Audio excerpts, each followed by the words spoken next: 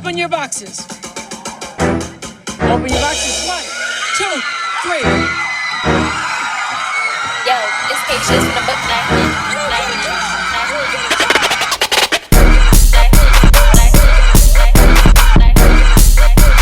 This is the voice of reason. I'm baby Oprah. Voice of reason. Voice of reason. How y'all doing out here tonight? All right, welcome to another episode of The Voice of Reason. I'm your host, Kadi, also known as Baby Oprah.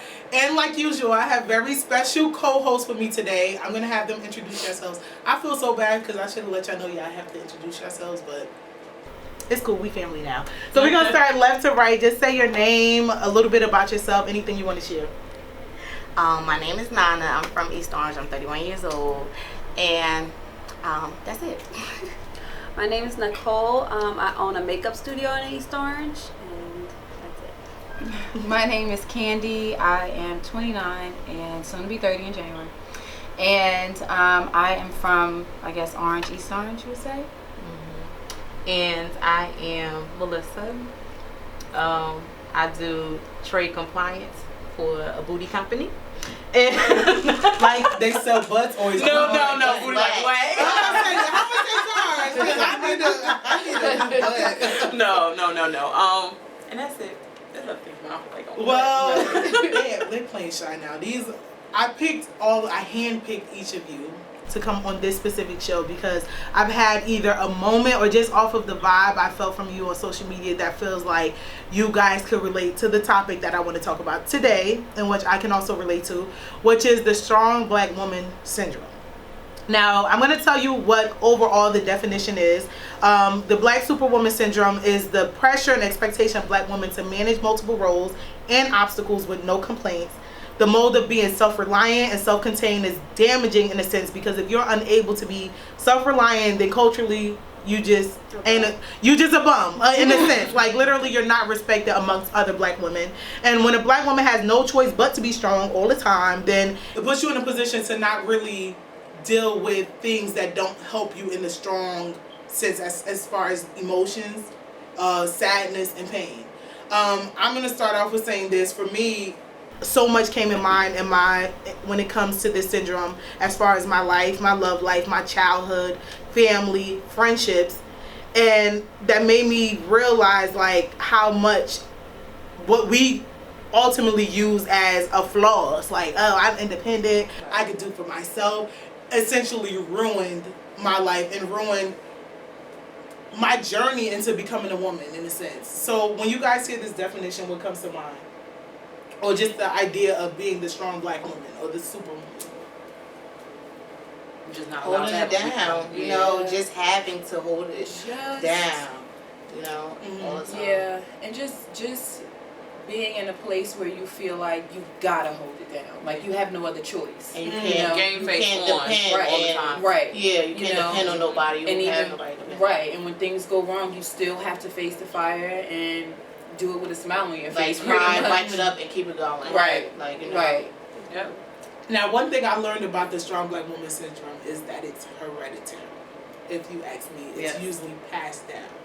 And when I thought that, I had to reflect on my life. Like, okay, at what moment did I think like this was really passed down to me? And it made me think back on my last episode I did was on the first generation Americans. So I talked about the fact that my mom was deported at a young age, and just the way that happened, she went to work, and the next thing you know, we come home, she's not home, and I had to find out from a friend like that. Oh, your mom is in jail. Like I'm like, what? She's like, your mom in jail because you know I was 9, so it was like we lived in a building where it's like my family's Muslim, there's a lot of Africans, so everybody know each other. So she knew when she found out from her parents, and I remember coming home and like, is my mom in jail? And he's like, he just was frustrated. He didn't tell me directly, but that was the case. And the first moment was while she was in jail, for whatever reason, they didn't want us to go see her. Like that's a choice my mom and my dad made.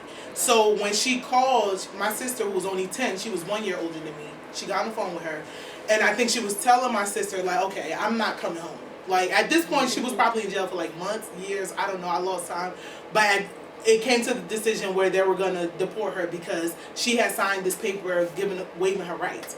So I was, my sister was 10, I was 9, my little sister was 7. So it was 3 girls and just my dad.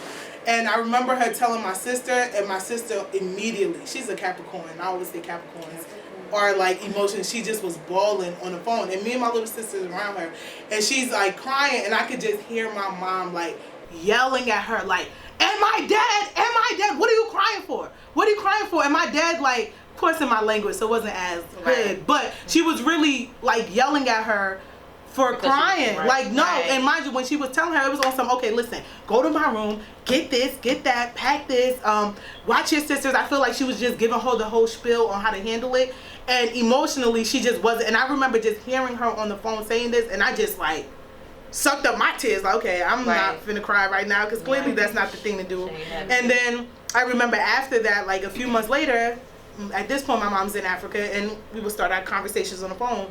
And I remember getting on the phone with her, like, I'm hungry. Me and my sisters used to be home by ourselves. We took care of ourselves because my father ended up having to work full time, like double shift. We'll be going to school at 8. He'll be asleep when we get back. He's not home. Don't come in until 1 o'clock in the morning. And we're at elementary school, so we sleep by then. So it was like no food in the house. Like, so I'm just like, but I'm candid about it. Like, Mommy, I'm hungry. And my sister snatched the phone, like, why would you tell her that? Why would you say that? Like, what is she supposed to do for you there? And that was the moment where I learned, okay, strong black woman on. Yeah, boss up. You don't get to feel. And I remember, like, from my mom was in Africa for 14 years. When I tell you, she's here now. But those moments when I tell you, it was excruciating to talk to her on the phone, because when you can't be vulnerable, and I'm a kid. So it's like, at that point, what do we talk about? So I'm literally on the phone with the person who raised me, like, hi.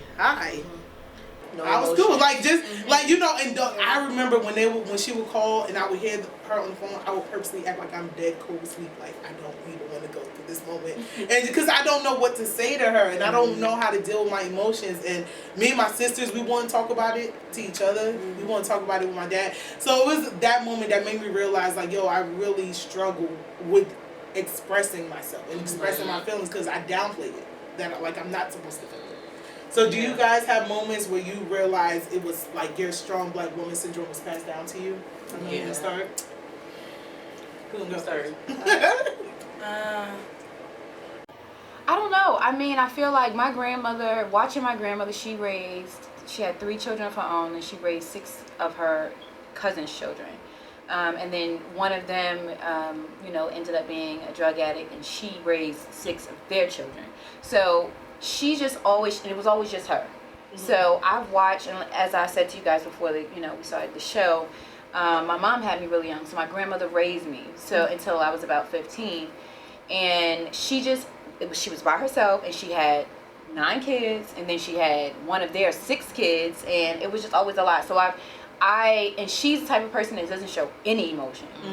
Never. I literally had to, even now that I'm an adult, I had to start hugging her. Like, like, it's okay, give me a hug, and now she can't live without those hugs. But when I was younger, she was always so strong, and she always like just took care of everybody and didn't complain about it. Never. And I just saw her do that and realized that it's possible, and because she never complained, and because,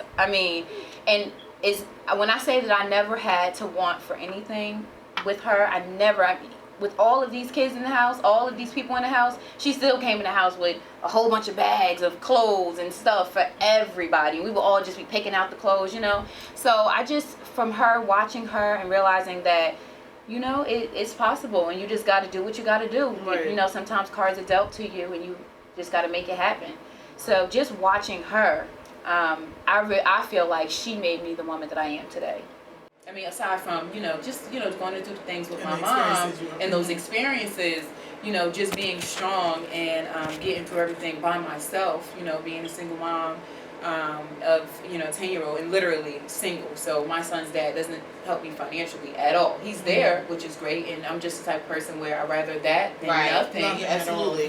So, and I don't complain about it because he's there, and that's all my son is going to remember anyway. So the time. Exactly. So I just realized if she did it with all of them, I could do it with just one. I'm gonna ask all of you, but that just made me think of something that was also a thought process of mine. Like a lot of times, Black women in our culture in general, across the board, we normalize a lot of things, and that's how it ends up being passed down. Yeah. Like, you know what I'm saying? For me, I had to realize I had to have a daughter, because if that didn't teach me anything, like, we so used to taking the punches, it's not until you see a reflection of yourself that begins to say, I do not ever want her to go. I don't care how strong and how bossed up I made a situation. If you told me right now that the life that was handed to me will be handed to my daughter, I will fall down and die. Okay. I'm not about to make her no brick house. For real. Don't tell me no man is enough. I don't care. Like, I don't want her to deal with that. And I had to realize the only way that would not be her situation is for me to unnormalize it in my own head. Right. So it don't, you know what I'm saying? Because ultimately you could tell your kids whatever. They're going to follow your own reflection. That's why I said a lot of the times this process inherited, not even just from our parents, but our culture across the board. Like, it's normal for the Black woman to be, to have it all together. If you see a messed up kid in the street, ain't nobody gonna ask where your daddy. It's like, where's your mom? Why your hair look like that? Why you dressed like this? Why did everyone always ask, where's your mom? Like, in my process, like, a lot of the times I started doing, like, I would do my whole house laundry. Mind you, I'm 5'3" now, so imagine me at 9. I was 2 feet to the ground. And I would have a car. I lived in a building, so I would have to go to a laundromat. 6 o'clock in the morning. I was still a kid. Like, I would be outside all the time. So I would wake up 6 o'clock. Like, before all my other kid friends in the block wake up. Let me hurry up and go do some laundry. I would do my whole house laundry. And I'm literally taking a stroller, walking down. And then when I get to the laundromat and the machine would be broke, I'm like, oh boy. All right, now I got to go talk to somebody. So I'll go talk to the owner, and they'll be like, where's your mom? I'm like, she's in the store. Mine's no one in the store, but can you just come? This machine has stole my money, and this is all I got. So can you go get it? So it's just like a lot of the times I experience that, like, where people say, where's your mom? Or VLD. I met you both at VLD. I auditioned by myself in 6th grade, and I walked right in the thing. There's like, where's your parents? I'm like, park the car. And I'm like, can I just audition? Because I want to go to this school. So I just realized a lot of the times that our culture across the board just expects the mom to have it all together. And seeing other young girls, not just my daughter, just have to relive a lot of the things that just could have been prevented if a Black woman would have said no. I'm not finna deal with this. I mean, granted, you have to deal with the cards that's handed to you, but you have to still acknowledge that this is not normal as you deal with the cards that's handed to you. So that's something that I just want a lot of y'all to think about. Melissa, you was nodding your head a lot when Candy was speaking. No, how do you relate? I know for me growing up, it wasn't like I didn't deal with anything like that, but it was their mentality, period. Like, my grandmother, she's anybody who knows my grandmother, like, she's a very strong-head woman. Like, before now, because, like, now, you know, illnesses and stuff like that, so now she's really, like, at that weak point. She's not the same, you know what I'm saying? But to know her in the past is to know, like, she is strong. She don't take no shit. Like, no. Can we curse? Yeah, you can. Don't have y'all kids. Well, have your kids. Like, she didn't take no shit. And then I didn't start realizing all this stuff until I became an adult. Like, when I became, like, more self-aware and, like, really starting paying attention and starting putting the pieces together. Okay, why am I like this? And I started going back. So, like, with my grandmother, like, she was the way she was. My mother ended up becoming just like her. Like, she was strong too. Like, crying in the house. Who? Oh, not you. Better not cry for nothing. I don't care if I bust you upside your head. Do not cry, because then I'm gonna give you something else to cry for. Okay. Or, you know what I'm saying? Like, you can't be that way. You can't speak on your feelings. I remember getting to an age where, you know, I was having troubles in school, and not like I was getting in trouble, getting suspended, shit, like, but like, you know, like, grade wise and stuff like that. And it was because I was having issues in my head, like, because I wanted to feel a certain type of way at home, because you can't be, like you said, you can't be vulnerable, like, you can't show that, you know. And so, you know, I had a teacher who, like, spoke to my mom, and we kind of worked something out, but it was like my mom still, not to shit on her, I love my mother, like, that's my road, I love her, but you could tell she was just trying to be that vulnerable mom and try to be there just because someone said something to her. I I could as a child, you can tell these things. You know what I'm saying? Right. You can I can tell you're not really here in this moment. Right. You're not here for me being around. You're not here for that. Like, you want to be left alone and in your own space. And now I'm like that. Now I'm the person. Just leave me alone. My mother wants to be up in my face. Like, it's like we changed roles. Right, like, now she wants to be in my face, and it's like, like, come on. and she gets mad because it's like, oh, you acting funny, and this. No, girl, I'm in this box. You can't fit with me. Like, let me stay. Like, let me just be here. You know what I'm saying? And now that I have I have my first child now, and it's like he makes me weak. Like, he only 4 months. You know what I'm saying? But he makes me weak. Like, I don't want to be like that, so I know I have to kind of like chop that down and like I can't, you know what I'm saying? No, I absolutely get it, because like with your situation, one day I went to I used to get in trouble a lot when I was younger in school with the English teachers, and the principal, I was getting in trouble, and the principal at the end of the conversation, she was like, hug your mom, and weird. And so I'm like, and she was like, hug your mom. I guess it was normal for that, but like, I love my mother, even though she's aggy as hell, but we don't hug. Never hug, never say I love you, and it just was like, okay, hug my mom. So we did a fake hug, but so I know in her mind, she's like, we don't hug. Yeah, it was mad weird. So like as I grew up, I'm like, damn, we don't show emotion. So I was like, all right, but like with my baby, like I tried to, I always tell her I love her, and then with certain situations, I'm sorry, but that comes from the emotion in the household. Like, it was no emotion, and it messed me up a lot, and I didn't know up until now, but I guess I say it's from me being African. You don't show no emotion. They don't allow you to, and they'll be like, oh, yes we do, but you really can't show emotion. You can't show when you hurt. You can't show when you sad over a boy that would kill you. Wait, let me tell you how my cousin. My cousin hate me for telling this story. One time, my cousin mother, like my parents were much older. Like my dad passed. My mom is like, they had us at like in their 40s. So my cousin, my aunt is more like younger, so I consider her a little bit more down to earth, but she's still African, so they have their strict ways. And I swear to God, I remember my cousin telling her, my cousin grew up in Maplewood, so I just feel like she was different. Like, she was around her little Maplewood friends, and she felt like she could do certain things. So I remember her mother was just having this weird conversation about boys to me. It was weird for me because I don't talk about my love life to adults. Like, that's what I have my hood rat friends for. So it was like so weird. She's just like, I need to focus on your books. Like, I don't know why boyfriend this, boyfriend that, whatever. And my cousin dead ass looked at her mother and said, well, my dad is not here. I have daddy issues. And if I could melt in the room, like, girl, why would you tell your mom?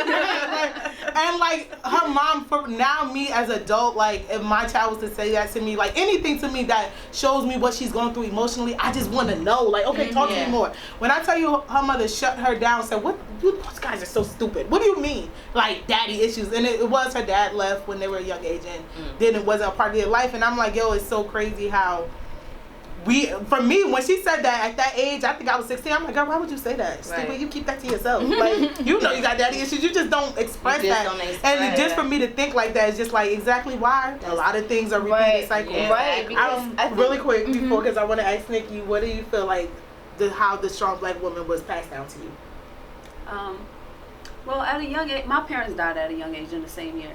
I was 7, so I didn't have a lot of experiences, but the experiences we did have, like, they died in 2000, so it was it 2000? I think it was like the year before they passed away.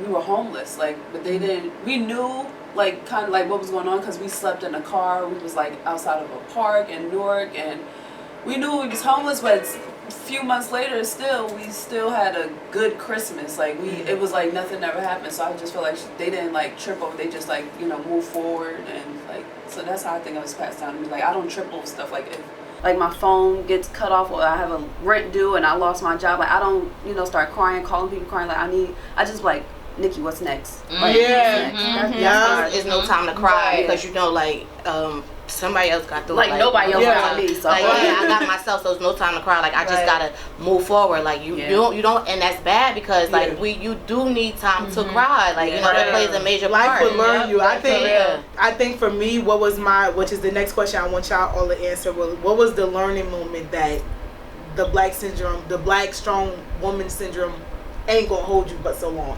And for me, it was my dad passed. And I remember first, I had just started a new job. I was begging God to find me a job that paid me $15 an hour so I could flex. At that time, I was like, I just need a job. Like, I had just graduated school. Like, I just need to work. So I had just started this job. I promise you, I was like not even a month in. And my dad, like, we had found out he had congestive heart failure, but once again, we were young. My mom still wasn't here.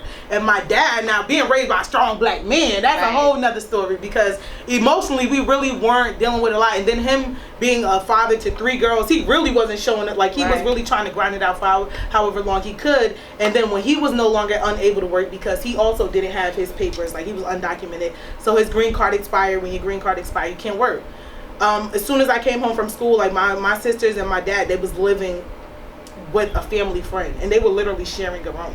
So when I got home, I grabbed my sister, like, nah, we're gonna get our own place. Me and my sister, we're gonna split the bill. We made that happen.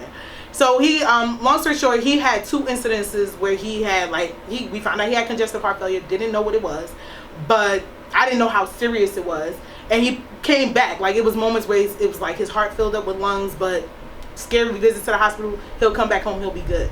Now my sister calls me, and she texts me, she's like, I'm about to take Daddy to the hospital. I don't like how he's breathing. Like, he's saying he good, but I don't like it. So I'm telling him, let's go to the doctor. So I'm like, okay, cool, this typical stuff.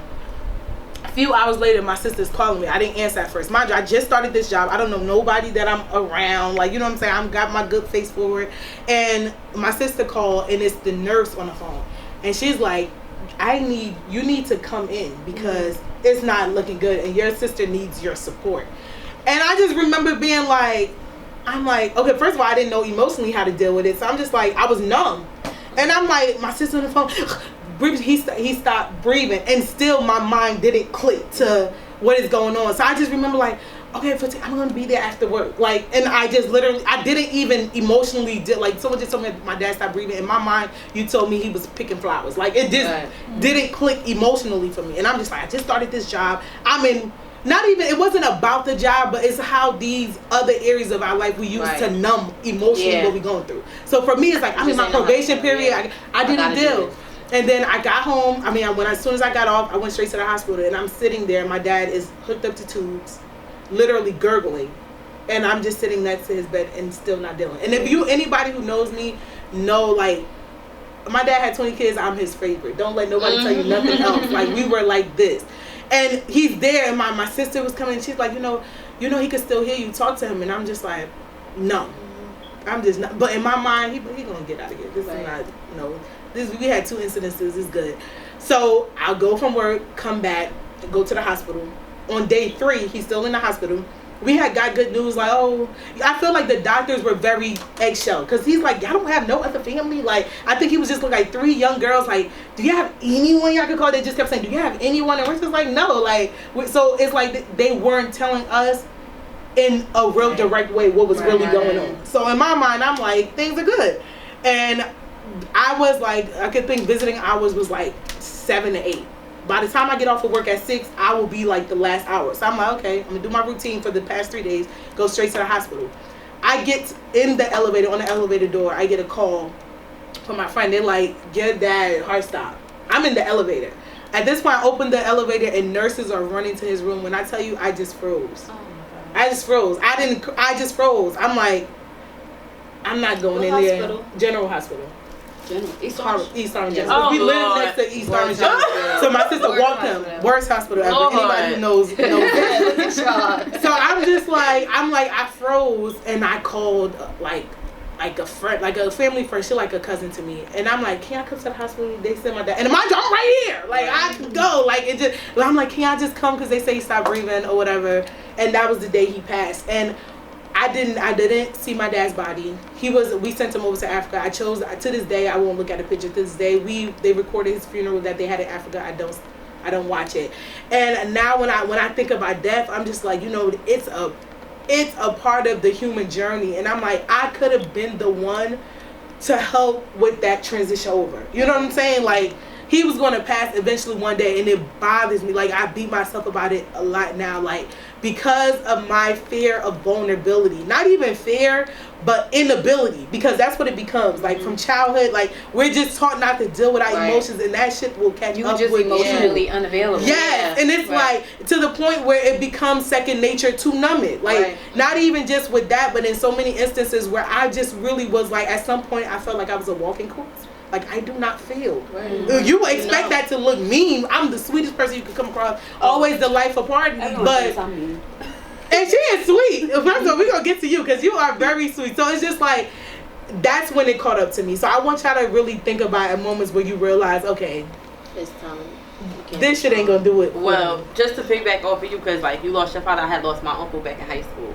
And like, it was my senior year, and like for him, because my father wasn't around, you know, we don't have any kind of relationship, but my uncle was that for me. He was my father. I could say that was my best friend, everything, like tatted his name, everything. Like I loved him to death, right? And so, you know, me and him had a falling out, I want to say like the year before, because like someone he was dating, because, you know, pride, and I gotta, you know, have my face on and act like I don't care. You know, I treated him like he was something I was dating, like I don't care, like, you know what I'm saying? Like, you mad because I said whatever I said to her, and oh well, like, and he tried to speak to me again. I wouldn't speak to him. Like, I was just like, you know, closed off. Like, okay, whatever, and just keeping along the way, knowing I love him to death, right? And then he ended up passing away like the year after, and what I always say is like God did that for a reason, like separated us for a reason, because he knew I would take it way too hard, but. Like even now to this day, I'm like, I think about it like I didn't have to act like that. I didn't have to. I could have let my guard down. I could have explained to him like, okay, I felt X, Y, Z type of way because I feel like you didn't have my back, and you should have understood that I didn't mean any disrespect. Like we should have had that dialogue, because I want to be proud, you know. I just let things, and now he's gone. And it's like I can't ever get that back. So I try. I'm not perfect, like by any means to this day. But I try not to be so rock hard. Like I try to let it down a little. I try to be vulnerable. It doesn't work all the time, but I think a lot of black women's strongness translate to bitch. I realized that with myself. It does. I realized that in my romantic relationships. Like a lot of times I miss you, but the way it come out my mouth, it just comes off like I want to fight you. But that, and what I started doing lately, and it's been working, is like when I feel the bitch about to come out, I just think like, what's really bothering me? Like, it's coming off like I'm mad, but anger is really vulnerability transferred in a different type of energy. So it's like, okay, what is really bothering me? Like to the bottom, and it's not always the situation. It's always a feeling. Like either I feel neglected, or I don't feel loved enough, or I feel like no one cares. Like, you know what I'm saying? And then as you process that, which is the strong black woman strength syndrome, it starts to break down into, okay, now you mad. Oh no, they don't care about you. And then it comes out bitch. You know what I'm saying? Well, ultimately, if you break it all down, it's really a little girl in there, or the inner you in there that's really just soft and wanting for something. Candy, for you, what do you feel like was a moment that was like, okay, this strong shit ain't it? I haven't had it yet. You haven't had it? I haven't had it yet. I mean, because I do allow myself to feel. But I just feel by myself. I just do it all by myself. Yeah. I have a hard time expressing myself. But I do feel those things. I just literally do it all by myself, and I talk myself through it. Where I'm like, okay, you feel this way, but you know what? Maybe they did that and it had nothing to do with you. Maybe it was their own issue that they were just taking out on you, or you know what, Candy? Just because this is how you would have handled this person, that doesn't mean that that's, you know, they're trained and or it's a natural thing for them to handle you that way. So I kind of just talk myself out of feeling it, kind of. I understand that is that. Right. I'll psych yourself out. Yeah, I played myself a few times, and you know what? I love that I was recently introduced to by and we was talking about this earlier. Like when one thing that does to you, it'll have you surrounded with a bunch of people in your life that's not really serving you. Right. And you know what made me realize that? A lot of times in friendships, everybody know me, I'm cut off queen. Like, because I don't like to deal. I'm not finna, especially another female, or we really not about to have this lesbian conversation. I don't like not that it's lesbian, but it's just I don't like to let my feelings. My number one line is, since you knew, and like now that I know, like I always say, I I don't try to change people's character. I just try to learn it. If this is who you are, may God be with you, but I won't be with you in this process. But I had a moment, like I have a cousin who's also like a close friend of mine who, if it's anybody that showed me that they will take a bullet for me, it's her. Like she's really we have a close relationship, and we had an instance one time, and it was about a boy, but the way we wasn't dealing with the same guy, but just how she handled a situation. And my natural mindset was, okay, this is the type of person she is, distance.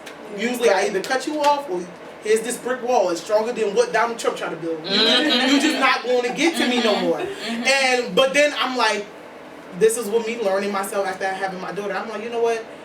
Let me express. Because what I would realize a lot of times is, even though it's easy to cut off, you carry in the backpack what somebody else supposed to be feeling. I feel like it's harder to express, and that challenges you. Like, let me express how I feel, and let's really have this conversation. Yes, but you know what? A lot of times, at first, I'm like, I'm no longer expressing because I want you to respond a certain way. I'm expressing because I'm going to let you know when you have me fucked up, and then I'm going to keep walking. I'm real. But where the real, was, as soon as I was like, I'm going to let her know when she got me fucked up so I could stand up for myself, let you know, and I'm going to keep it moving. Because a lot of times when you don't express yourself, people be living their merry old life thinking they ain't do you wrong. And making their own action. Right, but when I did that, she took it. And she's like, okay, so how can I change it? Not even what she said. It was that moment of, and this is what relationship. That's what related. But it took that to happen to be like, I want everybody. It can't nobody say they are close to me until they show me that they care about how I feel. And it's like a lot of the time, I never gave people down to the people that I'm dating, laying with, the opportunity to show me that they are that way for me. And that's why I said we start creating situations where it's like. Yeah, absolutely. But I will say I am extremely big on loyalty. I mean, like, loyalty means everything. Right. So, I mean, kind of I had a friend that we were thick as thieves, like extremely tight. And something happened, and the way that she handled it, just kind of, with her knowing me, the way that she knew me, because I won't say I'm cut off queen, because I'm not. I will give people chances. As far as in my friends, when we have disagreements, I'm very solution oriented. I want to talk it through, especially if you're my true friend. If I really feel that way, and you may have done something to me that you may not realize how it affected me, I'm okay with sitting you down and explaining that to you. But like you said, it's how you receive it and what you do moving forward that determines that relationship for me. But why I had to cut her off as tight and as much as I love her, and I can tell you right now, I still love her to this day, but I can't deal with her. It was what she did after her mistake. You know, it was going to people that, and I'm a very private person. And like I said, so I'm very big on loyalty. When I'm close to you, you know my secrets. If you know my secrets, that you know, that's it. Exactly. When you went to outside people that you know I don't mess with like that, and you were talking, she was venting. Venting to them, and changing the story, trying to make yourself, you know. They do that, and then telling secrets that only you know. Wow. That's when they gotta go. You gotta go. So as much as I love you, I can't mess with you like that. Because you can't cross me. I don't care what we've been through. What the secrets that you told me when we were close and we were good, they'll never leave me. And the fact that you stepped out of that because you was angry. You go to social media stuff. I can't do that. I can't do that. I am not like even if you follow me on social media, I'm trying to get better with that. I really am, but I'm just not a social media person, you know. And not that I don't want to, because I want to. I'm like, dang, I should post that. But that's just not where my mind goes, you know. So when you start to do things like that on social media and kind of put your business out there, like my business, you crossed the line, you know. So I will cut you off if I absolutely feel like I need to, for my safety, to protect myself, because I am very private. But you know, other than that, I do give chances, and sometimes I give too many chances. Too many chances. And so, you know, that can be, it's a good thing, but at the same time, it's like sometimes, like you said, it's like it keeps people around you that don't serve you. Right. You know, because I do find myself sometimes giving more than I'm receiving, and I don't complain about it because I'm gonna get my blessings no matter what. Exactly. But sometimes, like I think before we started the tape, we was talking about how, like, you know, you don't expect someone to call you, right? You don't. I don't expect it, but they'll be like, damn. Right. You know, So like it starts to make your mind wander. right, like dang, like maybe Is the but feelings mutual? right, and it makes me start to wonder, like, maybe I need to change what I'm doing, because if I'm loving you and you not loving me, not necessarily because we're not gonna all live the same, right? Right. But if you're not at least showing me that you care, you know what I mean, about me, I don't know, like, you know, and sometimes I still keep those people around. Right. You know, you just reminded me of something. I'm going to touch on it. No, I want y'all to go first, and then we're going to talk about this. This is a whole nother discussion. All right. Remember, Nikki, girl. for you, where was a moment that you realized, okay, this strong black woman shit ain't going to cut it for me? Or have you had that moment? I haven't had it. You haven't had I'm it. I'm in my feelings all the time. Like, I don't show any emotion because people attack me so much for everything. Like, I can't show no type of emotion. Right. You know what? Like, and we touched on the sweet thing. I knew Nikki from high school. And Nikki is like the sweetest person. Maybe because I'm an energy person. Like, I'm just an energy person. I can't even think of an experience that I had that made me think that, but it's really your energy. Like, you just really give me, like, What is given? you giving me a lot of, like, you have a big heart. I do feel like it translates. Like, I follow you on social media, so I know you're always, like, either being antagonized or you're easily, this might be your Cancer. Yes. I know this. And Cancers, as aggressive as they may be, a lot of the times that it's their sensitivities. Very So, sensitive, very emotional. so I feel like it's easy to get to you. It is. But it comes off big, so it makes you feel like, okay, you can't get to me, but in a sense, it is getting to you. So do you ever feel like how you handle things emotionally as far as anger, do you feel like it ever, like, affects you in a way? Or how do you feel afterwards? It could be specific. I mean, you can specific situations where I don't have a specific example, but do you feel like, let's use friendships. Do you ever have a friendship? Because I know I had a moment like this where it's like, when I go off, like, I seem sweet, but I'm far left or far right. That's how it's sad. I'm either, like, good, but when I get there, I get there. Yeah.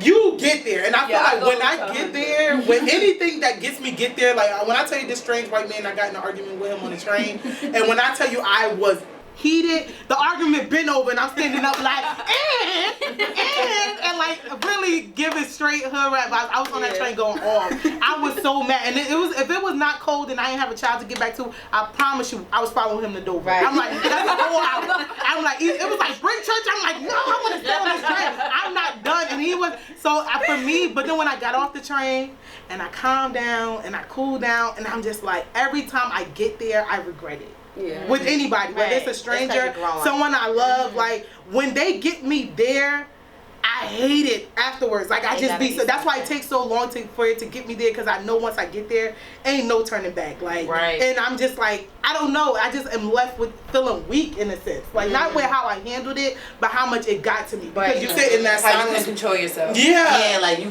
letting somebody control you. Right. And then I think it takes a while though to get there, because. Do you feel like you've ever gotten there, or do you? What is it with you? I think, what is it? A loyalty is a big thing, or what? Yeah, loyalty plays a major part in my life. Like, that's everything to me. But like, being a Cancer, being super emotional. Like, if I'm happy, I'm happy. Like, times 3. If I'm sad, I'm sad times 3. So if I'm mad, you got me. I'm about to get you, and you about to be mad. You about to be even madder. So that's what it is with me. But I'm 27 now, so a lot of, like, relationships, like, because I said loyalty is a big thing, and it's like, not used to every little thing I would cut somebody off, because I'm like, you know me, like, no, I don't play like that. Like, so, but now I'm learning, like, I communicate more. I feel like relationships is key to, like, you know, just being normal, just to, like, a normal conversation, calling one of my friends just to tell them about my day. That's I love it. But I forgot where I was. With a girl, you just got me thinking 100 thoughts. Yeah. Yeah, me too. Cause like I feel like relationships in general make you turn a mirror on yourself. Yeah. In general. Yeah. So okay, so now I just feel like if I do get in an argument, it's like random people, because I feel like you see, like I don't get tried, like I get tried all the time. I'm sure I always got tried, you know, or whatever, or who my sister was, or, like I always got tried or whatever. But like now, like I get, like if I don't have on makeup, I get tried because I wear glasses. So with these lashes, I can't wear no glasses. So with the makeup and everything, like I don't get tried. But when I have them on, I look like a little girl, you know. So I always get tried. So I'll argue with you at ShopRite or something. But then I'll call my friend laughing like, yo, why the fuck, you know? So it don't affect me as much as like because before I used to stay mad, like they got me fucked, like you know. But now I just laugh it off like this is fun, you know. So. Do you feel like that's a part of the syndrome? Like you got immune to just being tried? Yeah, like I would think that, because if somebody would say any little thing, I'd be like, oh, they trying me, right? They gotta be trying me. I was locked up before I was in jail, and this lady just like, I'm sleeping, I'm like sleeping, so I just hear rustling. I knew I had my sandwich right there. I'm done. So she was at my sandwich, and I'm like, I said it out loud though. I said, they trying me right now. And this is my first time in Essex County jail. I said, she trying me right now. I said, y'all, this has got to be a joke. I'm like, where's the cameras? Because she playing with me. So it was another like lady. She was like, no, just don't think about it. I said, no, I'm about to knock her the fuck out. Like, who told you to eat my sandwich? But then, like, now I laugh and look at it like, I was like, I thought that was, she was trying to try me in jail. Like now I look at it and laugh like she was just trying to get she was just hungry. That's so funny, because I feel like it does that a lot. Like having to be in a place where you're always on guard. Yeah, that's how it is. You create some of the situations sometimes. It might not always just be the young face. I used to use the example, like if you feel like you could walk, if you could feel like somebody is after you. It don't matter where you at. You could be at Disneyland, the happiest freaking place in the world. And the way you carry yourself and the way, the energy. because of that mindset, you finna get tried in Disneyland. It's gonna happen. Like that energy. Step on your shoes. Right. I feel like that energy attracts that to you. And a lot of people will always say, like, for me, I'm not gonna say I don't get in drama a lot, but that's just because I don't give a fuck a lot. Like, I remember in high school, like, the things people used to fight for, I'm like, and then they be friends the next day, and I'm like, no, like, I'm a very passionate person, so what gets to me, it's me. Like, it's something that really feels, but a lot of times, a lot of the altercations we get into is because of being in that defense mode. Like, I done got tried here. You create that you make that your narrative. Like, you know what I'm saying? So in my mind, when I'm telling you I done been in situations and be like, such and such don't like, really? I'd be so surprised, because it's like the narrative I create for myself, if I don't have no issues, then don't nobody got issues. I always say you need permission to be for me. If I walk in this room and you decide you don't like me, in my mind, okay, if I know the reason, it's over a guy, I don't even like this guy, no, this bitch about to be my friend, and I will be right here. I'm not gonna tell you gotta be my friend, but the energy that I'm gonna exude at this point, you're gonna be asking, what's your number, sis? Let's say that's just me. You need permission to be for me, because I do believe that energy follows you. You know what I'm saying? And then it not only follows you, it creates your narrative. Because even if I didn't do nothing to you and you don't like me, now everywhere I walk, I'm gonna be thinking, people don't like me. Because of social media or like arguments I have, people just assume I'm mean, or you know, like, you don't know what I have going on with this person. Don't just assume that I'm a mean person. Yeah, everybody assume I'm mean. Really? When I walk in a room, it's automatically, everybody thinks that I'm mean and I'm a bitch. Everybody. I love that. You know what I want y'all to try? I want you to. To my mean girls. No, I think you're a part of the mean girl. I want y'all to try something that I try. I really love, and I don't know where I picked this up from. Probably something I was reading, but about controlling the energy in the room. Like, and I do this a lot because coming from East Orange, I grew up in East Orange, so I went to Tyson from 6th grade to 12, lived on Munn all my life, so I was always in a situation where people just knew me. And it wasn't until I went away to school and I went to an all-white school, it was like, for the first time, I had to know who I was. Like, you grew up in the same town, like, people already mark you to be the mean girl. That's the narrative you're walking with. Like, you don't really get a chance to be like, yo, who am I, until you go into a different atmosphere and that environment challenges you. Not the people, but then you gotta, in that process, you gotta create you. So when I got into that moment, it's like, I used to be insecure. Like, even in adulthood, like walking into a new job, I'm just always like in rooms with different faces. People are like, just a little bit what I told you, what I went through in life. I already know, like, where I come from, they don't come from. You know what I'm saying? So I just started being like, yo, you create your life through your mind. Like, I truly believe that. Like, I believe that to the T. So I'd be walking in a room, and I swear I would scroll the room, and I'm like, I'm going to pick how each and every person going to think about me. It's not always going to be nice. If I want you to feel like I'm a bitch, or I'm going to feel it without even, we ain't even going to communicate. And I'm like, I want this girl to not like me. Like, I just want her. And I'm like, I feel like a lot of people don't, a lot of times our environment, our life situations is walking with us.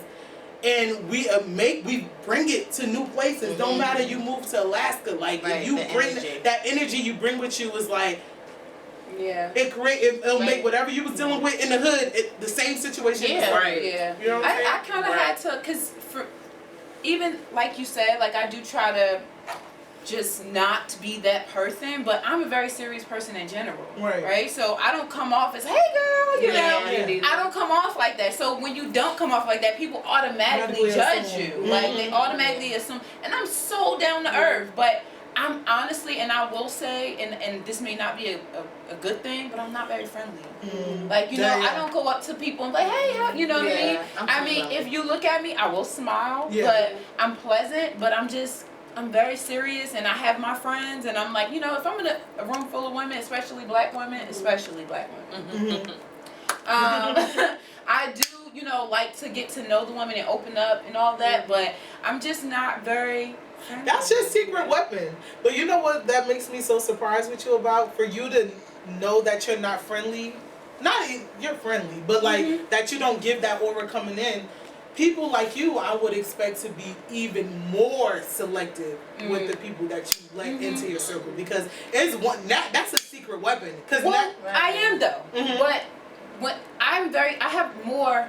I have a lot of girlfriends, but people that I've grown up with. So they come with me from a place.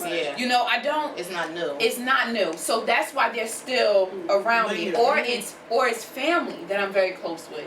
But I don't really, I mean, I've met one friend that now is very, very close and dear to me, maybe 3 years ago, and we're close, but other than that, I really don't make no friends.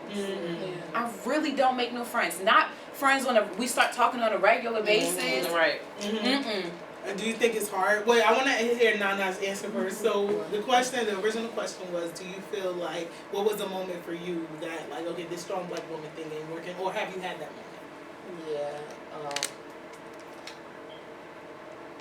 When I had postpartum depression, I'm gonna say, you know, because living with my mom, like, you know, everything happened. Like, before I had postpartum depression, my ex-boyfriend passed, and it broke me. But I just was like, you know what, push it through.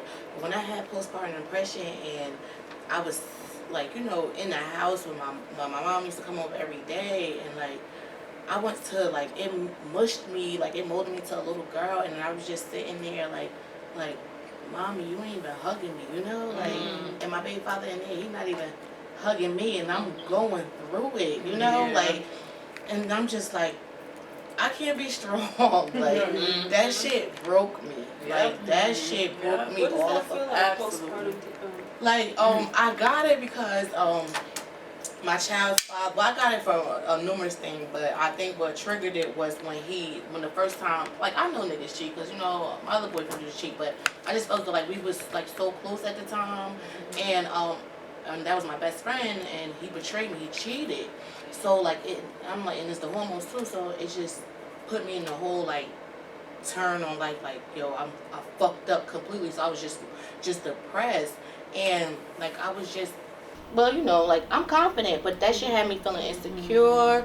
It had me thinking I wasn't good enough to be a mom, suicidal thoughts. Like, it just had me overthinking, like, well, what if I'm doing this wrong, or what if I'm not doing this right? Like, it just have you in a place that you would never think you would drift off to. Like, you don't have the answers. Yeah, you don't have the answers. And it's like, I'm everywhere. You know, I got a lot of sisters, a lot of friends. My mother and my baby father literally was coming. You know, I lived with my baby father. My mother was coming to the house, but it's like I'm all alone, crying in the bathroom all by myself. Meanwhile, I don't even like my damn daughter. I did not like my baby until she was 4 months, and I didn't feel attached until she was 1.5, and like, and I'm just like, that shit broke me. I thought the previously depression from my ex-boyfriend dying broke me, but that postpartum depression, it broke me, like, and it was so hard to come out of, like, and you know, and be a voice for it, but I don't want nobody else to feel that feeling. And at that time, like, it's just like, mommy, I want a hug. Like, all you want is a fucking hug, and nobody will give you the fucking hug. Because you just, I don't see how people can't understand, like, when you sad, like, you can feel, like, if she feels something, like, I can feel it, like, she ain't right, you know? And then to see me every day, or people know, or even hearing my voice, you know I ain't right, like, and that shit broke me, and I just, this shit, I can't be fucking strong. I'm just stay here, and I stood in postpartum depression for a minute, like, a minute.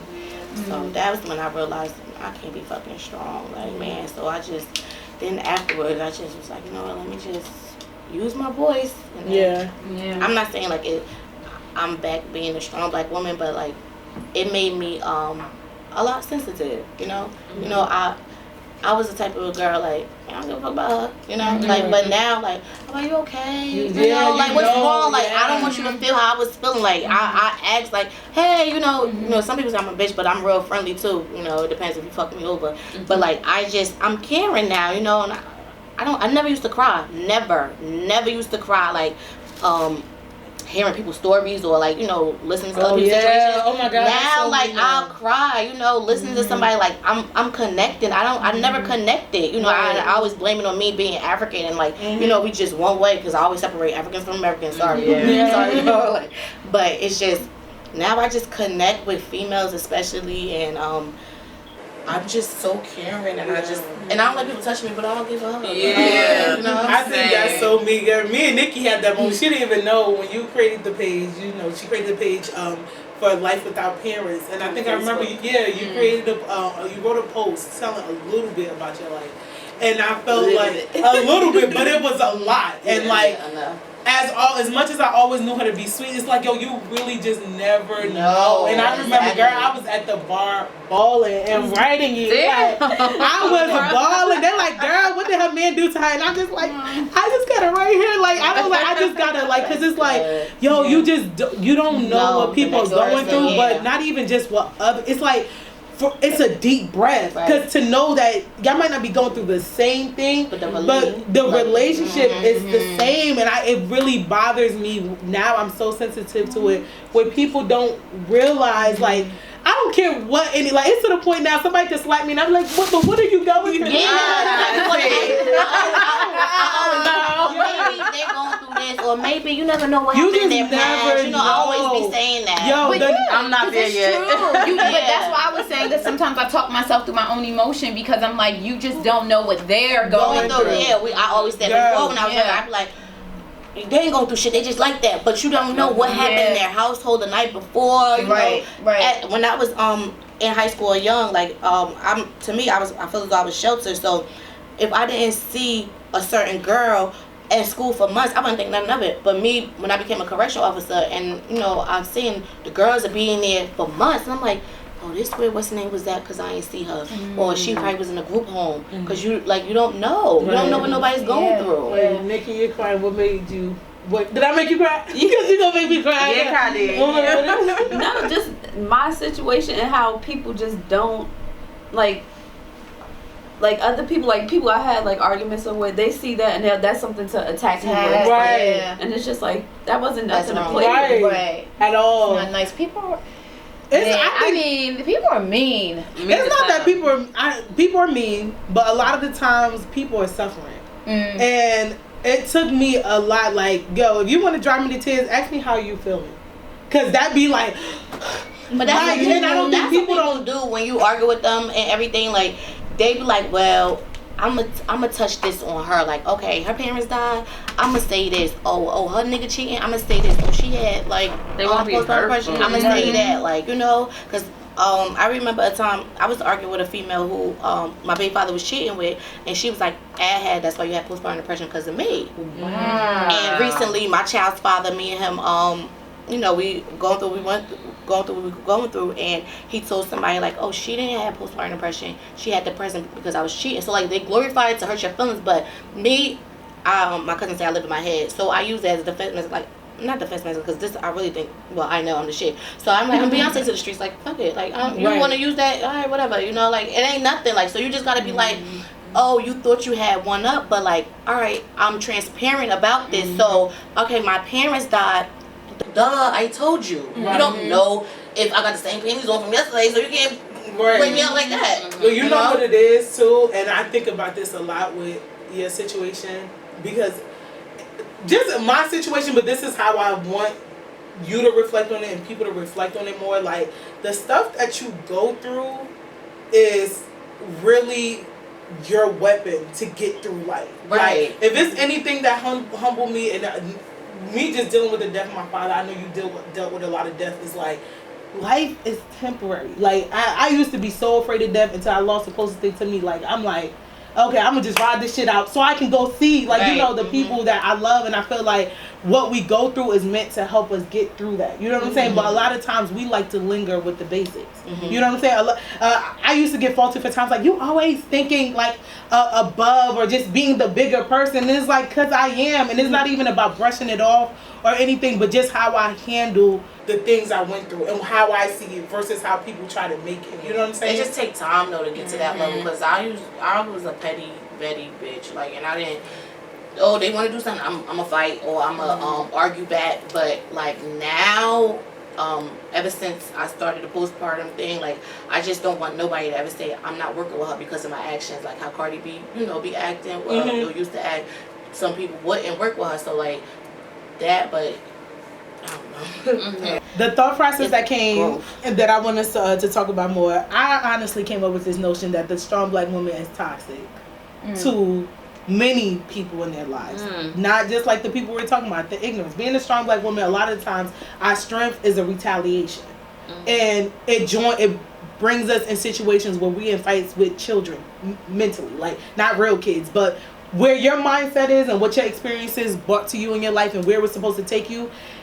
Because we're too busy not trying to really take emotionally or internalize what we really dealing with emotionally, we end up in immature ass places that we don't belong in I situations. think that's the fact of like jealousy, because they see that you're so strong and they like, damn, why the fuck is not breaking her, you know? So it's like people just like, I'm gonna pick on this about her, like, oh, she thinks she ain't gonna cry because of this, or she thinks she ain't gonna cry. So I think it's like people just, you don't know, but people will really dissect you, especially off social media, and be so jealous. They be like, yo, she thinks we're strong, we think we the shit, you know? And it's not that. It's like, you don't know. So yeah, I'm strong, but even though, like, I don't want to be fucking strong, I want to fucking lean back on a motherfucker, right. And like, kind of to piggyback off what you saying about like a black strong woman being toxic, I feel kind of on the flip side of that, as far as in like my mom, and like she's very toxic,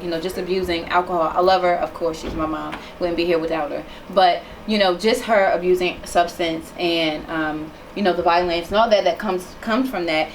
Being that I'm older now, I had got to a point where I was like, you know what, I don't even want to talk to her. She would call my phone, I wouldn't answer, and like literally back to back to back, and I'm like, like, because I really just would ignore her. And then in my process, in my growth process, I realized you're not being a good daughter, and I had to, very hard. I had to bring myself back in and say, like we talked about, life is very short, and regardless, that's my mom. And literally this summer, I had to say to myself, Candy, call her at least once, pick up the phone, talk to her. And even though every time I got on the phone with her, I'm like, oh, why did I call her? But still, I would, instead of me saying, oh my God, call me when you're sober, instead of doing all of that, for me to heal myself, I had to deal with her differently. And so I had to start, okay, Mom, I gotta go, love you. I'm sorry, Mom, I don't want to hang up on you, but I gotta go, I'll talk to you later, just was checking on you, you know what I mean? Just kind of be different, just changing, because like you said, it's a real thing. Like, you can really change the way that you think. You can. And it was very, very hard for me to do that, but I felt like I I was being toxic and not being a good example to my son, treating my mom that way. Right. You know, so I had to kind of say to myself, like, even when me and my mom get into it, because at one point she was staying with me, and, you know, with her and her alcoholism and all of that, how she would do things in front of my son, it would get under me, you know, because I'm like, I don't want him to see what I went through, you know, like, so, but it got to a point where, you know, she did some stuff in front of him, and I was like, and I had to go off on her, and then when she left out, I had to say to him, I want you to know that that's not okay, you know, that's not okay, but respect is respect. It doesn't matter how old you are. It doesn't matter what you look like. It doesn't matter. You deserve respect. And my job is to protect you. So if I feel that something is happening in front of you that, you know, can cause you harm in any kind of way, then I have to stand up for you. And even if it's against my mother, you know, like, so it's kind of a lot to get through that toxicness where you have so much toxic shit that you've been through that kind of have made you and this person. That's exactly what I mean by the toxicness, because a lot of times what makes strong black women strong is that we become so immune to bullshit. And that's where it lives. Like, you know, it ends up living around us, whether it's interactions with strangers and romantic relationships and family. It's like, because you're not dealing with it, not even dealing with what's going on, you don't set a standard for what you seek in people emotionally. You know what I'm saying? You might be like, loyalty, what you do, you can't do this, can't do that. But emotionally, we don't allow people to rise to a certain occasion for us. And because of that, people don't know how to do that, and it just become an ongoing cycle. And that's why I talked about with that moment with my friend, like just me, my cousin, just telling her how she made me feel, and then her embracing it and it being a back and forth conversation, and then we ended up making our relationship stronger. It's like, bro, that was my first time ever doing this, and if you ask me, I got 6 best friends, and it's like, I need to recalculate and reevaluate what I'm really building my relationships off of, because essentially it ain't shit. There's no foundation if there is no like real expectation. Like a lot of times people are like, don't expect shit for people gonna do you dirty. No, expect. Expect. And it don't mean that they gonna rise to the occasion, but you need to reevaluate and put them in the trash because you have to expect to really build a strong foundation. So I would say, yo, we are so toxic because we was talking about this earlier, because we put ourselves in those situations.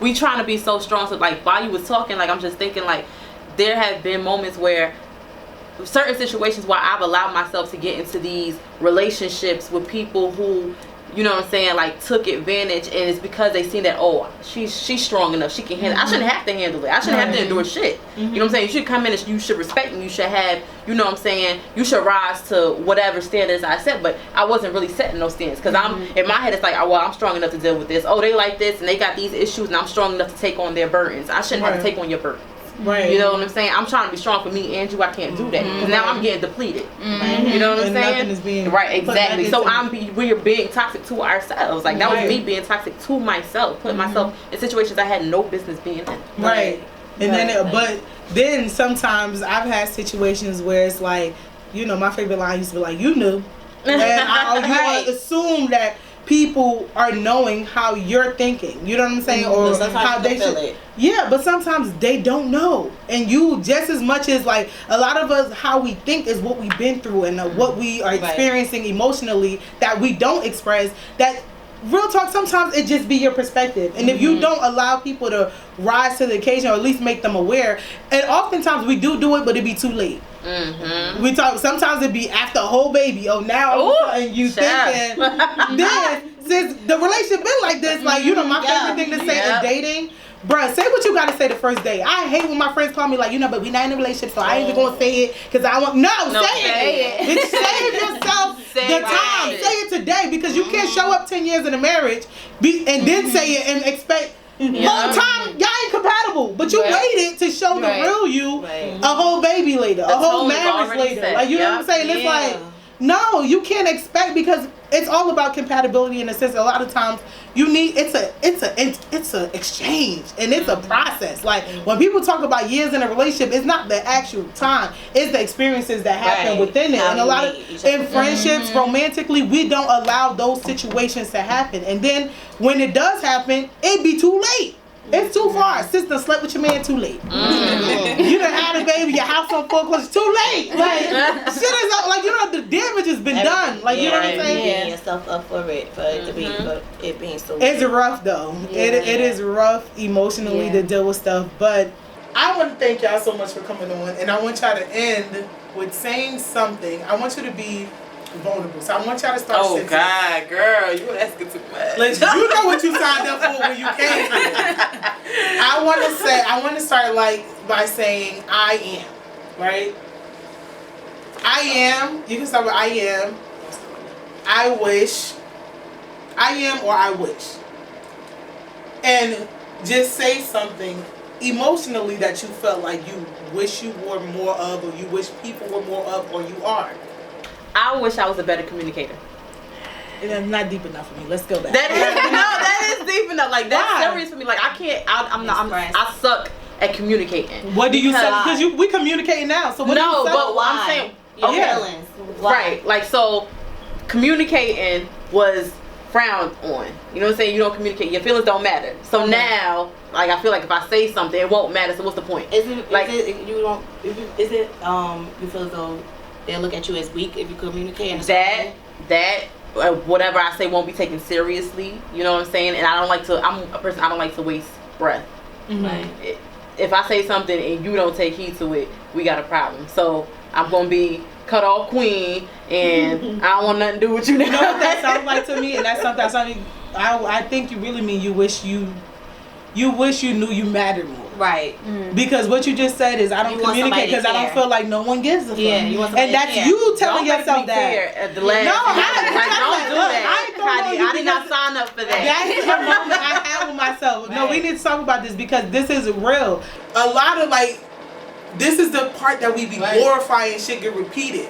Oh, I don't communicate because I don't want to. And it sounds good, but that ain't really what it is. What it really is. I want people to think. I want myself to think that people care. Okay.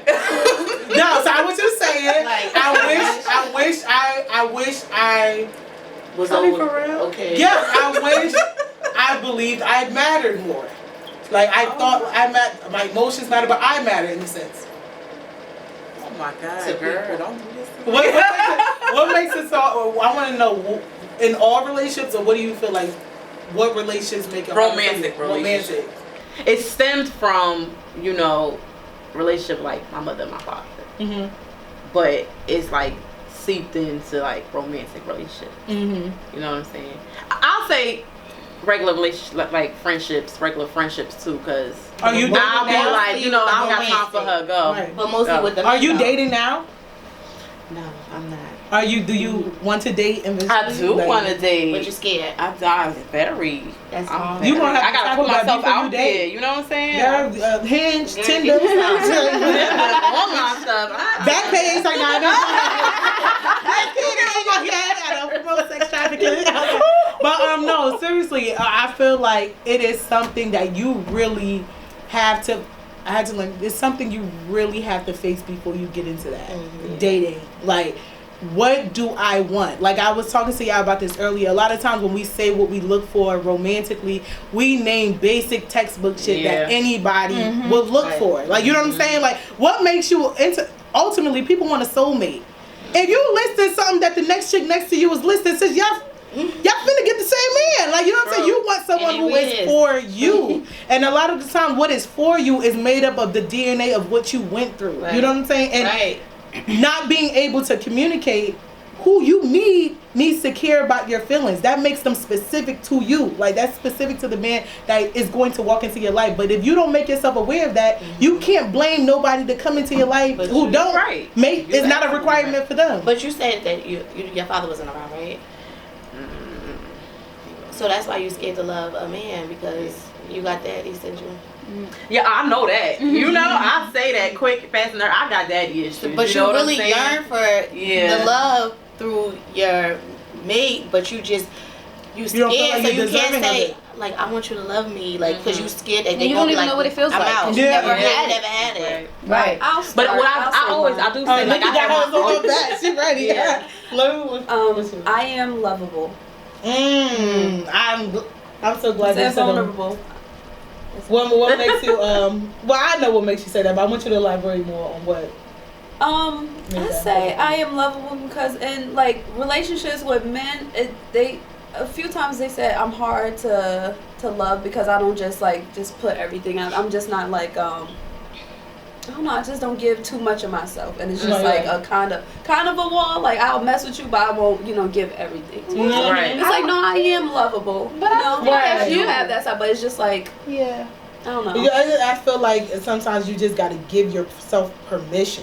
I feel like a lot of times what strong black women, what we waiting for is somebody to come open the door and be like, okay, here. And reality check, that's not life. That's not how it works. People are going to treat you how you treat yourself. And that's easy. That's very cliche when we just talking about basic surface shit. But if you are not vulnerable with yourself, you cannot expect to attract vulnerability to you. So sometimes it's just giving yourself the permission to be like dating wise, I got to a point where it's like, I don't care if I met you today. I'm telling you about my whole life. And if you don't seem interested, we gonna stop here because I need that. Like, I'm strong to the world. Be a black woman. Period. I gotta go out and I gotta. But if you gonna lay the person I lay next to have to the person you with romantically, honestly, have to feed every part of you that is hungry. You know what I'm saying? And if we walk into these situations with these walls up, you're gonna attract that because ultimately, okay, first you're just talking to somebody. You got your wall up. Now y'all vibing. Y'all have sex or whatever. However it goes. Whole time he with 10 man. He not with you. You ain't got no heart. Ain't the 10 man the one that had no feelings, no nothing. Yeah, nothing like so. And then your story becomes I was with homie for 10 years and we ain't get it's because he wasn't in a relationship with you. He was with 10 man and that's how y'all became compatible. And now all of a sudden you want to have feelings and this is how it didn't work or this person whatever characteristics that they had it because they were looking for 10 men. You wasn't supposed to feel like, you know what I'm saying? So they gonna treat you how whatever. They gonna talk to you however they want to. And then one day when you realize, okay, you can only hold up that wall but so long, and then ultimately you're gonna end up being vulnerable, and then it's not the safe space for you to be that way. And if you become vulnerable, it comes to a different, like a messed up area, you know, because like you said, the 10 man, like I feel as though I'm a 10 man with men because I said God gave me the gift. I can have sex without emotions, like, and I don't care. So, and then when I finally fell in love twice, they fucked me over, you know, like, and I opened up. But like, I'm a person. I look at Kim Kardashian how she loved again, so I'm like, okay, I can love again. But like, I literally could just have sex and not care, like, and I could be fucking you for 4 years and I don't love you, like, you know, like, and that's how I build relationships, and I be so close, because like I got one person I was messing with for 10 years, we've never been in a relationship, but been fucking with each other for 10 years, but we, you know, love and loyalty. Another person, 4, damn, I'm about to tell y'all my numbers, right? I got so much, but like, yeah, and it be years, but when I got in a relationship with my ex-boyfriend had passed, he took advantage because I became real vulnerable, opened up like, okay, and then my baby father, like, you know, he took advantage, and but it's just bad. Yeah. I kind of just want to touch on what she said because I feel like a lot of people have said that to me too. Like, it's like you make it hard for someone to get in there and to love you. But sometimes at the same token, it's you have to make me feel comfortable enough. You have to make me feel like I can trust you with my deepest, darkest secrets. I can open up to you, tell you my fears, and you won't use that against me. Right. You know, sometimes they play on that. You know? And when they get you there, they'll fuck you over. Right. But I mean, I guess in the perfect world, especially with us getting older, you and figuring out what it is that you want. If we start talking, I need to know what it is that you really want. If you want a fuck buddy, that's cool. Tell me that. You get what I'm saying? If you want to build towards a relationship, let me know so I know how much I should put into it. You know what I'm saying? You know what I feel like, and a lot of women, we do this a lot. I had to stop myself from doing this, is stop letting the man make the decision. Because honestly, I have a lot of guy friends, and no matter what it is, guys do not go into situations like, oh, this is what I want this to be. What they're doing is, this is guy, this is girl. And guys just be like, of course they have to be, we live in a world where men are expected to be the ones to approach and to make the first move. All they doing is, let me see how she act. All right, let me see how she feels when she do that. They're just winging it. You know what I'm saying? So ultimately the power is in the hands of the woman. If you walk in and you say, you gonna be a fuck buddy. It's gonna be that without even you saying it. You know what I'm saying? It's like you control the narrative, which is why a lot of the times what we think in our heads is what end up creating these situations or even attracting. Because at the end of the day, who's for you is for you, who's not, who's not. So it's not a matter of acting a certain way so a guy could be a certain way. No. If a man is a man to be a cheat on this one, be loyal to this one, marry this one, play with this one, like they're gonna do whatever they want to do. It's based on compatibility and where they are. But as far as how far they can get with you, that's you have the power of that. Yeah, but I be like I tell some of my friends like with the boys, like you gotta, with the men, boys too, you gotta like they be. I was just telling this. Us as females, we fuck up. Well, I don't include mine because I be thinking like a man. We fuck up because when we see a man, we be like, "Oh yeah, he gonna make us a cute baby. We gonna get married. All this." When they see us, I wonder if her pussy is good. Yeah, they're very surface like they people. stop right there. We think this way, and then I be telling them like you have to take your seconds, not your time. You know, like you gotta take it because they don't think as far as match we my think. last name with my first name with their And that's what messes us up. But no, that's so what messes real. up. That's You know what up. it is? Because I've had my last relationship, I knew when he loved me, and it was way after he said he loved me. Like men just wake up one day and be like, "God damn, I think I love this girl," and it be a whole 3 babies later, like because they're not naturally designed to process emotions, right? So they just going with the flow, and as long as they like it, you know what I'm saying? Like, oh, I just like fucking her, I'm gonna just keep going it this way. Oh, I like her a lot. I want to go on. I'm dating. All of a sudden, I'm on a date. All of a sudden, oh, I'm hanging out with her. Like that's how guys are just going. And then one random day is like, oh shit, yeah, I love her. A lot of the times it's after they fucked up, and then you do them dirty, and they're like, damn, I really loved her, but they don't really sit with themselves and process. Versus women, we're always taught to think half of our life is about finding a partner. So every time you meet somebody, but I've been playing MASH since kindergarten. I've been matching all my crushes. Right, you know, MASH. Please let it do this one. I be doing this certain. So it's like we're designed to always think about that bigger picture. Men are not, but because we're thinking about the bigger picture, our picture got to be clear with ourselves. Yeah, it's really learned behavior. Who didn't go? Candy, you are. I didn't go. I'm gonna go a little deep on y'all. Go ahead, girl. Okay. I can smell. A little personal, a little deep and personal. I will say I am not a mistake. My mom, her reason for, as you can see, a lot of my issues stem from my mom. Her reason for abusing alcohol is because she said that my father raped her. And that's how I was conceived. So she doesn't realize the pressure that she puts on me, because if you're constantly saying that I'm like this because of that, and I'm the human being that came out of that, you know what I mean? So I feel like I've done a lot for her because of that. Like my brother and I were 10 years apart. I raised my brother. I took him when he was in 7th grade. He's lived with me now. He's in the Marines. We were just talking. That's his grandmother that we met. But now he's in the Marines. But I took him from 7th grade up until graduated high school. I took care of him, and now, I mean, he's still kind of like my kid, you know. But I took that on from her because I realized that she wasn't capable. She just wasn't capable of taking care of him, and I also felt like what I went through, I didn't want him to go through. So. And again, her reason is always because I was raped, you know what I mean? And I had you at 15, and my life was, ruined because, and again, although my grandmother raised me and took care of me, she didn't have to worry about any of that, there was a feeling of embarrassment for her. And sometimes I don't know if, my dad is in my life, so I don't know if she's saying that it was rape because she was embarrassed, because she was 15 and, she got pregnant. And at that time, when you were 15 and you don't get pregnant, you get sent to a different school and, but she didn't say she was raped until the doctor called my grandmother saying, your daughter's here trying to get an abortion, and so it wasn't like, oh, I was raped initially and then they found out that she was pregnant.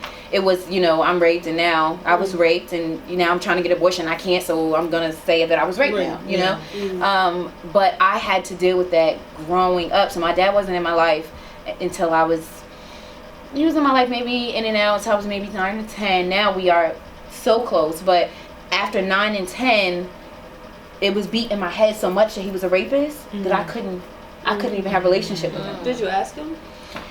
Well, I literally this summer, my dad finally told me the story. But I never asked him. He took me to Disney World when I was 9. And because of that was when I had that moment where I was like, I don't know about this guy. You know? He took me to Disney World. And I wanted to leave. We was there for 2 days. And I called my grandmother and I said, I want to go.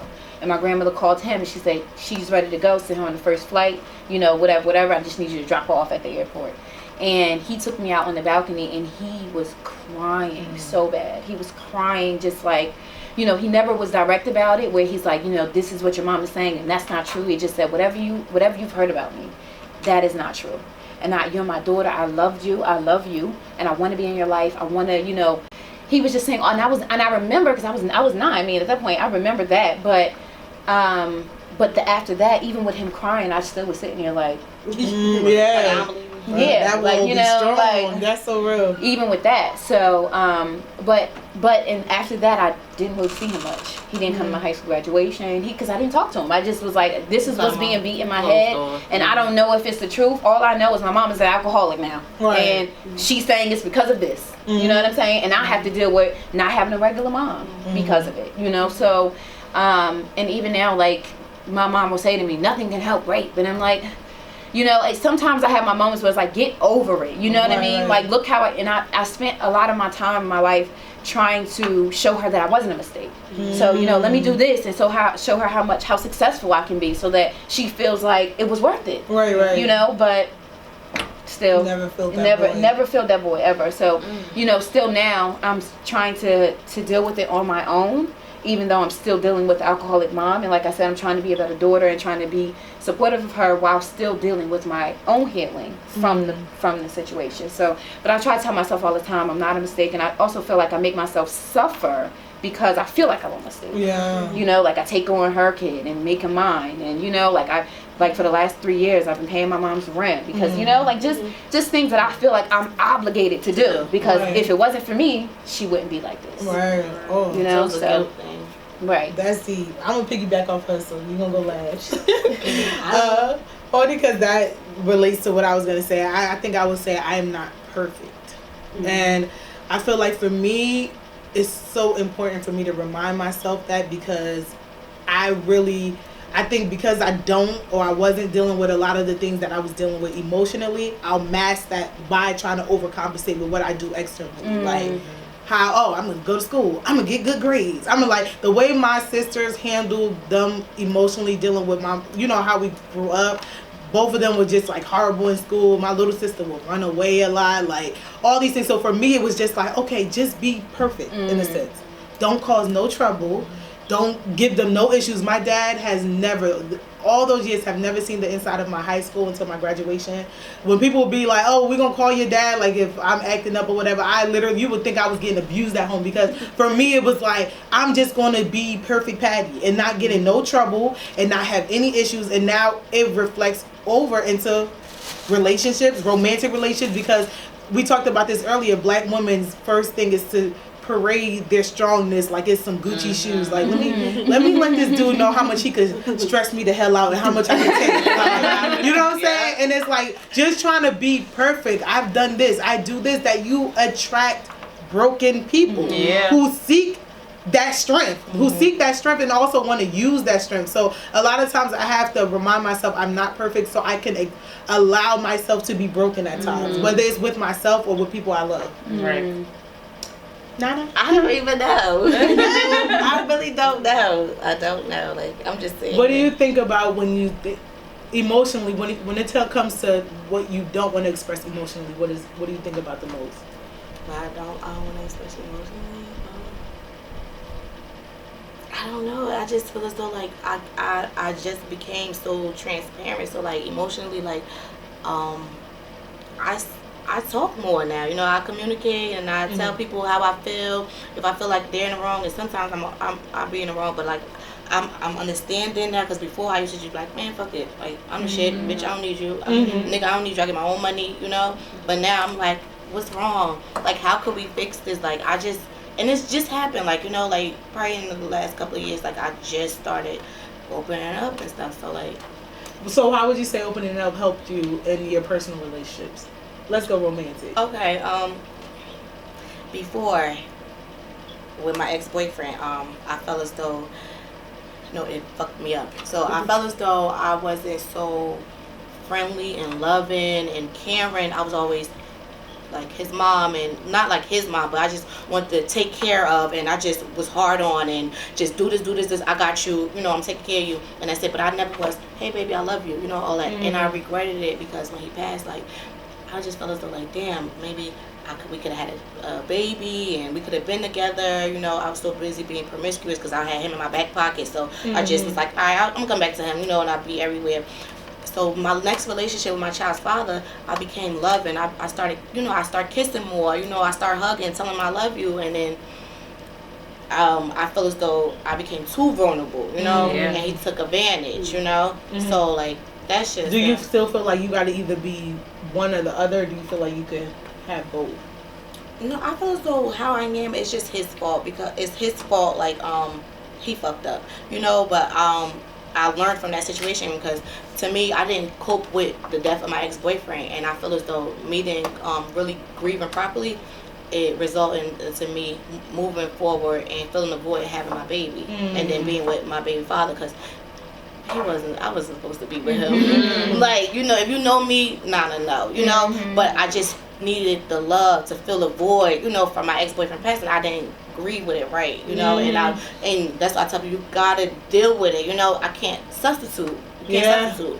Yeah. And that's what happened. I substituted, and I don't want to say it messed up my life, because God gave me, a voice for my postpartum depression, but if I would have just dealt with that, I would have never been, I think you would be what I think a lot of us have to listen to is like, I could take a break. Like, right. I feel like, and I remember having a moment when my dad passed, like, okay, the funeral happened, everything happened, and it was like a whole month or maybe 2 months later.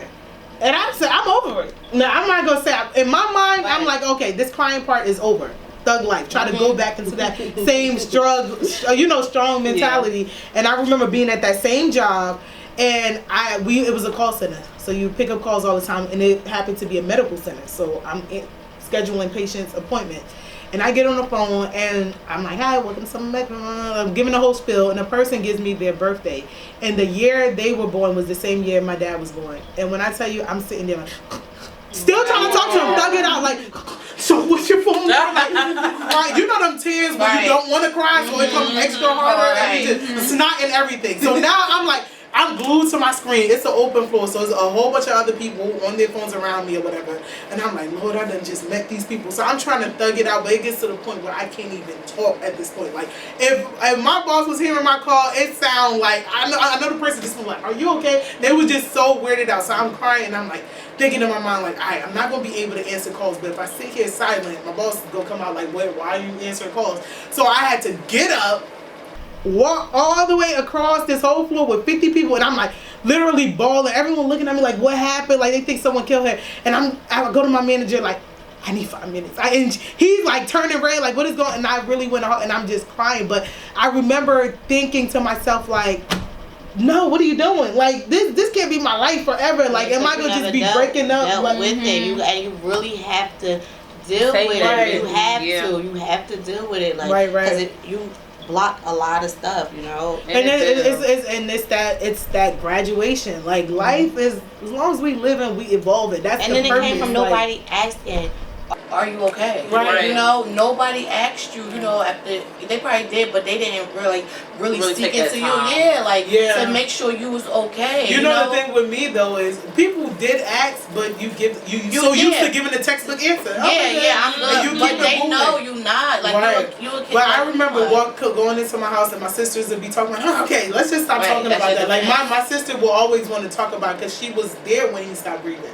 So she always want to repeat that story, and it's like, okay, like, but that moving forward. So it's like, it was a me thing where it's like, I didn't want to deal, and I think a lot of times it's because we don't allow ourselves to take a break to deal. It's not just about dealing, it's just not wanting to take that moment to just, because you always feel like the emotions. Yeah, you gotta feel like you just gotta be on the move all the time. So once you get the problem, the solution isn't always a one-word answer. Sometimes it's a process. Like, you know what I'm saying? Something you just gotta feel. And then move forward. But then you realize once you get past it, it was something you needed to go through to handle the next level. You know what I'm saying? Everything was a part of the next level that you're about to go to. Like, someone said this to me, like, I feel like I gotta lose someone close to me to become successful. And I thought that was so weird. But I think in their mind, it's a lot of times success don't necessarily have to be money or professional. It's just like a level. Like I think we think growing as age, like because we so used to 5th grade. I'm in elementary school,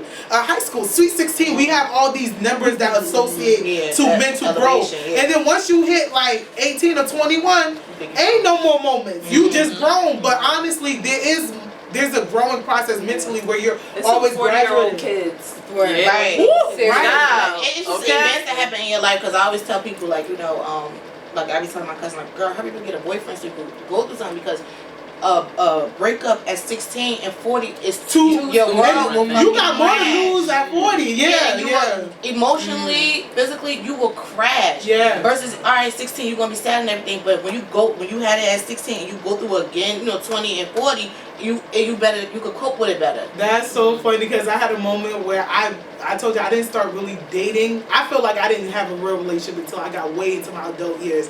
So I remember telling my friends, like, I want to deal with a heartbreak. And they would be so bad, like, what is wrong? I'm like, I just want to get heartbroken so bad. Like, I just feel numb. Like, I feel like I'm a walking tin man. Like, I want to get heartbroken.